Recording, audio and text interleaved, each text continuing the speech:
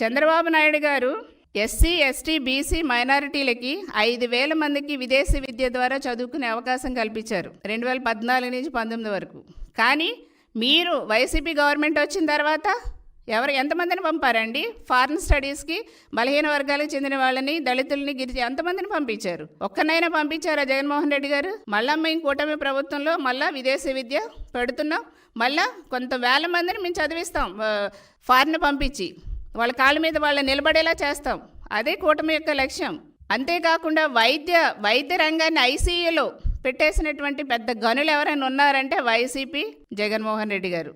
ఈ రోజున ఆనాడు రాష్ట్రాన్ని దివాళా తీపిచ్చేసి 5 సంవత్సరాల్లో అసలు మహిళలకు కూడా పట్టపగలు కూడా తిరగలేని పరిస్థితి కల్పించి రాష్ట్రాన్ని అత్యాచార ఆంధ్రప్రదేశ్గా తయారు చేసేసి ఏ సంక్షేమ పథకం కూడా అర్హులైన ఎవ్వరికీ కూడా అందకుండా మీ బినామీలకే, మీకు నచ్చిన వాళ్ళకే ఇచ్చుకుని రాష్ట్రాన్ని ఇష్టారాజ్యంగా పరిపాలించేసి వ్యవస్థలన్నీ కూడా సర్వనాశనం చేసేసిందే జగన్మోహన్ రెడ్డి గారు, వైసీపీ ప్రభుత్వం. ఈ రోజున మీరు మాట్లాడటం చూస్తుంటే చాలా ఆశ్చర్యంగా కూడా ఉంది, వింతగా కూడా అనిపిస్తుంది. ఇకనైనా వాస్తవంలోకి రండి. మీరేంటంటే ఫుల్ టైం ఏమో బెంగళూరు ప్యాలెస్లో ఉంటారు, పార్ట్ టైం ఏమో తాడేపల్లి ప్యాలెస్లో ఉంటున్నారు. మీకు మీ వాళ్ళకి కూడా వాస్తవం ఏం కనిపించట్లేనట్టుంది.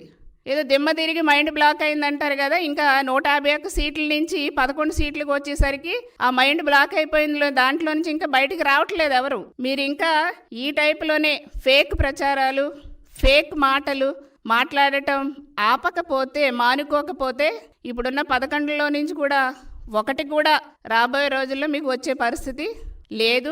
ప్రజలు కూడా మీ యొక్క చేష్టలు, మీ యొక్క వ్యవహార శైలి, మీ యొక్క మాటలు కూడా అన్నీ గమనిస్తున్నారు. కాబట్టి ఇకనైనా మార్చుకోవాలనేసి కూడా నేను ఈ సభా వేదిక నుంచి కోరుతున్నా.